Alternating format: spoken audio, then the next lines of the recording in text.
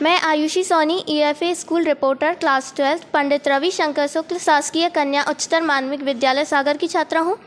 ईएफए school को अगस्त माह की थीम के आधार पर हस्तलिखित पत्रिका बनाना है, जिसमें आज हमारे साथ सागर जिले के कलेक्टर महोदय श्रीमान दीपक आर्य जी हैं। मैं सर से कुछ प्रश्न पूछना चाहती हूँ। सर, सबसे पहले मैं जानना चाहती हूँ कि आपने अपनी शिक्षा कहाँ से प्राप्त की? बेटा, मेरी जो शिक्षा है, सबसे पहले जो प्राथमिक शिक्षा जो है वो एक हमारे गांव का प्राइवेट स्कूल था, आदर्श प्राथमिक विद्यालय, वहाँ से प्रारंभ किया। पहले से 5वीं तक वहाँ रहे। उसके बाद 6वीं से 12वीं तक जवाहर नवोदय विद्यालय में, नवोदय विद्यालय जो होते हैं उसमें है। ये अब ऐसे तो मैं नहीं बता सकता, लेकिन चूँकि मैं नवोदय विद्यालय में पढ़ता था तो नवोदय विद्यालय के चेयरमैन हमारे कलेक्टर साहब थे उस समय, और अभी भी कलेक्टर होते हैं चेयरमैन नवोदय विद्यालय समिति के ज़िले के। तो जब कलेक्टर आते थे तो काफ़ी सारा चीज़ें तैयारी होती थी, और बाल मन में हमेशा रहता है कि कौन अधिकारी हैं जो ये सब कुछ कर सकते हैं। कभी कुछ बात आती है तो लगता था कि कलेक्टर बोलेंगे तो ये हो जाएगा, कलेक्टर बोलेंगे तो वो हो जाएगा, सुनने में आता है। तो इस कारण से बचपन में लगा कि क्या है जिससे ही कलेक्टर बना जा सकता है। वहीं से एक पहली इच्छा हुई और धीमे धीमे फिर चीज़ें बढ़ती गई और तैयारी शुरू होती गई। सर, आपके बचपन की स्वतंत्रता दिवस या राखी से जुड़ी हुई ऐसी कोई घटना जिसने आपको बहुत प्रभावित किया हो? स्वतंत्रता दिवस में जैसे मैं बताया तो मैं विद्यालय में जब पढ़ता था तो उस समय जब पहली बार मैंने एक जो पोयम थी नन्ना मुन्ना राई हूँ वो सुनाई थी, वही एक मेरी यादगार घटना है अभी तक जो मुझे याद आ रही है। बाकी कई सारी घटनाएं और हैं जो तत्काल याद नहीं आ रही। आपने तत्काल चूँकि पूछा है, तत्काल वही एक 15 अगस्त की स्वतंत्रता दिवस की घटना मुझे याद आ रही है। सर, आपके लिए आज़ादी का क्या अर्थ है और यह आपके लिए क्या मायने रखती है?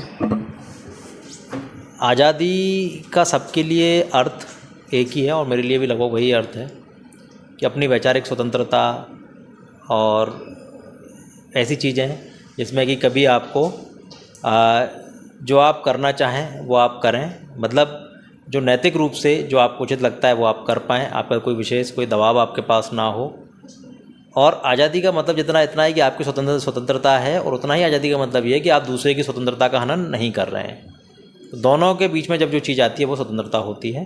क्या एक आपके समस्त अधिकार जो मौलिक अधिकार आपके हैं वो आपको प्राप्त हो रहे हैं, दूसरा आप किसी दूसरे के अधिकारों का हनन नहीं कर रहे हैं। वो शर्त पर, मतलब आपके अधिकार उस शर्त पर प्राप्त हो रहे हैं जब तक कि दूसरे की अधिकारिता का, आप दूसरे की स्वतंत्रता को आप नहीं नुकसान पहुँचा रहे हैं, वही स्वतंत्रता है। सर, आज के समय में हम बच्चे देश की स्वतंत्रता का सम्मान बनाए रखने के लिए क्या कर सकते हैं? देखिए, सबसे पहले जैसा मैंने बताया कि सबसे पहला हमारा अधिकार, पहला हमारा कर्तव्य जो है वह ये है कि हम दूसरे की स्वतंत्रता में बाधक ना बने। अपनी स्वतंत्रता उसी हद तक होनी चाहिए जहाँ दूसरे की स्वतंत्रता को हम लोग बाधित ना कर रहे हों। सबसे पहले ये करना चाहिए। दूसरा, सबसे पहले बच्चों को ये समझना चाहिए कि आज़ादी हमको आसानी से नहीं मिली थी। ये धीमे धीमे क्रमिक विकास हुआ, फिर आज़ादी हमको प्राप्त हुई। कई सारे लोगों ने इसमें अपने जीवन का त्याग तक किया, संघर्ष किया, फिर धीमे धीमे विकास हुआ। एक बार आज़ादी प्राप्त होने के बाद, भौतिक रूप से जब आज़ादी प्राप्त हुई, फिर उसके बाद संविधान का विकास हुआ, और जो हमारा जो डेमोक्रेटिक सिस्टम है, लोकतंत्र जिसको हम बोलते हैं, लोकतंत्र जो हमारा व्यवस्था है, लोकतांत्रिक व्यवस्था का उदय हुआ है, और समय के साथ साथ वह उदय होते जा रहा है, उदयमान है। आर्थिक जो हमारा स्वतंत्रता है वो हमारी समय के साथ साथ बढ़ती जा रही है। पहले जब आज़ादी के समय हमारी क्या स्थिति थी, बीच में हमारी क्या स्थिति रही, और वर्तमान में हमारी क्या स्थिति है। तो भारत एक देश के रूप में प्रगतिशील देश है और अब धीमे धीमे विकसित देशों की श्रेणी में आता जा रहा है। तो हमारी जिम्मेदारी, बच्चों की जिम्मेदारी विशेष रूप से है कि सबसे सर्वप्रथम तो जो महत्व है आज़ादी का उसको समझें, जो स्वरूप है, मूल स्वरूप है उसको समझें, और उसके साथ ही इसमें जो हम लोग अपने स्तर पर आज से समझना शुरू करेंगे तो बड़े होकर के जो हम लोग इसमें जो कंट्रीब्यूशन हमारा हो सकता है वो करना है, वही आज़ादी हमारे लिए है। सर, कला और शिक्षा किस प्रकार एक दूसरे के पूरक हो सकते हैं? कला और शिक्षा, जो शिक्षा की परिभाषा है वो शिक्षा तो ये है कि व्यक्ति में जो व्यक्ति की अभिरुचि है उसका विकास करना, ये शिक्षा का मूल उद्देश्य है। और कला है जो उसकी अभिरुचि है। तो कला जो है मतलब कला जो है बेसिकली जो भी आपकी कला है उसके माध्यम से आप समाज के, एक तो समाज के बारे में बताते हो, दूसरा वह समाज को रिफ्लेक्शन उसमें दिखाई पड़ता है। जैसे कि आप एक कला, थिएटर मान के चले या मूवीज़ मान के चले, या जो सीरियल जो आ रहे हैं वो भी एक कलाकारों के द्वारा ही है। कुछ पेंटिंग्स होती हैं, कुछ आपकी कविताएँ होती हैं। तो जब देशभक्ति का समय चल रहा था, तो उस समय जब देशभक्ति का समय तो सदैव चलता है। देश की आज़ादी के लिए जब संघर्षरत थे, तो उस समय की जो कविताएं थीं उसमें आप देखेंगे कि देशभक्ति से ओतप्रोत होती थी, लोगों को जोड़ने की कविताएं होती थीं। अपना जो भारतवर्ष है उसका जो पुरातन स्वरूप है उसके बारे में बताने की जो कविताएं होती थी वो ऐसी लिखी गई। गद्यांश भी उसी प्रकार के लिखे गए। समय के साथ में जब चलचित्रों का जब समय आया, मूवीज़ का जब समय आया, तो समाज का रिफ्लेक्शन था। एक समय होता था कि जब संघर्ष को दिखाया गया कि हर मूवी में जो फिल्म का हीरो होता था वह कहीं गरीब पृष्ठभूमि से आता था, फिर संघर्ष करता था, फिर एक बड़ा आदमी बन जाता था। अब जो है ये इसके दोनों पहलू हैं। जैसा मैंने आपको बताया कि एक पहलू इसका ये हुआ कि लोगों समाज का जो वास्तविक समाज है उसका चरितार्थ उसमें किया और उसके बारे में बताया गया। दूसरा, जो लोगों को मोटिवेशन के लिए उन्होंने काम किया, इसी प्रकार से चित्रकला में है। चित्रकला में जो हमारे इतिहास के से अगर हम लोग देखेंगे तो हमारी जो चित्रकला है वह शुरू से समय का बताती हुई आई है। जब एक मुग़ल शैली के समय भी एक चित्रकला का एक था, उससे पहले कई हमारी और चित्रकला की कई शैलियाँ थीं। राजस्थान में जो शैलियाँ थीं जो विशिष्ट रूप से जो जानी जाती हैं। तो ये सारी कलाएँ कहीं ना कहीं जो हमारे समाज को प्रतिबिंबित करती हैं, और शिक्षा जो कार्य करती है, शिक्षा ये करती है कि समाज के निर्माण में सहायक होती है। तो ये दोनों मिलकर के एक दूसरे की पूरक हैं और दोनों एक दूसरे के साथ ही क्रमिक रूप से वृद्धि दोनों की एक दूसरे के साथ में होती है। सर, ये जो स्टोरी टेलिंग है, क्या ये बच्चों को शिक्षा देने का बेहतर माध्यम बन सकता है?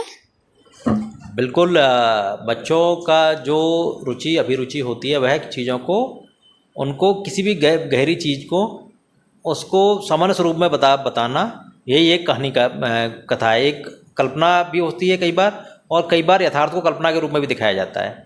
तो बच्चों को कल्पनाशीलता बच्चों में बढ़ाई जाए, और बच्चों को कई बार बच्चों को ऐसा लगता है कि कुछ चीज़ हम लोग कल्पना बताते हैं कि ऐसा होता है, बाद में वो चीज़ यथार्थ में परिवर्तित होती है। तो बच्चों को सीखने के लिए उससे काफ़ी कुछ मिलता है। और स्टोरी टेलिंग जो है वह बाल मन के लिए बहुत आवश्यक है कि उससे बच्चा अपने आसपास का एक परिवेश बनाता है, उसके मन में एक संसार उसका बनता है, और जब वह यथार्थ स्वरूप में आता है तो उसको, यदि वो आदर्शवादिता की कहानी है तो उसको इम्प्लीमेंट करने की कोशिश वो करता है, और उसके साथ ही वो जो कहानियों में जो इविल्स होते हैं उनसे बचने का प्रयास भी करता है। तो स्टोरी टेलिंग हर प्रकार से बच्चे को समझाने का सबसे अच्छा माध्यम है। सर, आपकी ऐसी कौन सी पसंदीदा कहानी है जो आप अपने दादा दादी या नाना नानी से बार बार सुनाने को कहते थे? ऐसी मुझे कहानी याद तो नहीं है कि कौन सी बार बार सुनने में आती है, लेकिन कई सारी कहानियाँ, जैसा मैंने बताया आपको, मेरे दादा दादी ने, नाना नानी ने सुनाई, जिससे कल्पनाशीलता का विकास हुआ। और वो कई सारी चीज़ें ऐसी जो हम लोग सुनते थे ये कहानी है, जब बाद में देखी तो बड़ा अच्छा उसमें महसूस हुआ। सर, हम जानना चाहते हैं कि आप अपने जीवन में किसे अपना आदर्श या रोल मॉडल मानते हैं और क्यों? देखिए, वैसे तो बहुत सारे आदर्श और बहुत सारे रोल मॉडल होते हैं हर एक जीवन में, क्योंकि कई सारी चीज़ें हम लोग एक साथ करते हैं। और वैसे यदि आपके माता पिता भी आपके लिए रोल मॉडल हैं, आपके दादा दादी भी आपके लिए रोल मॉडल हैं, कि हर जीवन का हर एक पार्ट आपको कई सारे लोगों ने सिखाया होता है। बड़े यदि महापुरुषों में बात करें तो राष्ट्रपिता महात्मा गांधी, जिन्होंने हमेशा सत्य अहिंसा का रास्ता अपनाया, जिनका एक अलग तरीका था, जिन्होंने सारे समाज को जोड़ करके देश को एकत्रित किया, देश को एक बनाया। उस समय जब कम्युनिकेशन के साधन नहीं थे, तब उन्होंने जगह जगह जाकर के लोगों को जोड़ा। विभिन्न भाषाओं को होते हुए उन्होंने इस देश को एक साथ एक माला में पिरोने का जो कार्य, उन्होंने विभिन्न मोतियों को पिरो करके देश रूपी जो माला बनाई। इसलिए वह मेरे आदर्श हैं और कई सारे लोगों के और आदर्श हैं। सर, EFE स्कूल को आपने अपना मूल्यवान समय दिया, उसके लिए बहुत बहुत धन्यवाद। आपसे मिलकर अच्छा लगा। आपका दिन शुभ हो। धन्यवाद EFE स्कूल, धन्यवाद आयुषी। Thank you sir. और मेरी तरफ से आपको शुभकामनाएं बहुत बहुत। Thank you very much.